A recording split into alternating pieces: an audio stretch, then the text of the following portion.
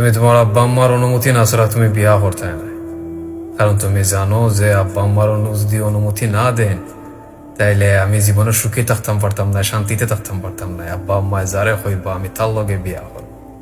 মাশাআল্লাহ তাবারাকা রহমান, এত সুন্দর চিন্তাধারা তোমার, আল্লাহ এত বুঝ দিছেন তোমারে, মাশাআল্লাহ।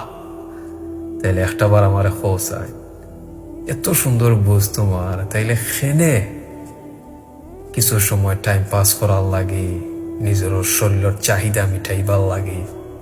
আর একটা মা বাবার সন্তানের লাইফটারে নষ্ট করায়। তুমি মনে করো নি যে তুমি সুখে থাকবাই, তোমার আব্বা আম্মায় যত তোমার লাগে দোয়া করেন না এখানে, আমি আল্লাহ সাক্ষী রেখা হইলাম, তোমার বাবাকে যত তোমার লাগে দোয়া করো, তুমি যদি আরেকটা মানুষের ব্যবহার করো, নিজের স্বার্থর লাগি ব্যবহার করো, তার ইজ্জত লইয়া খেলা করো, এই দুনিয়ার মাঝে তুমি একটার জবাব দিয়া যাইতে হইব।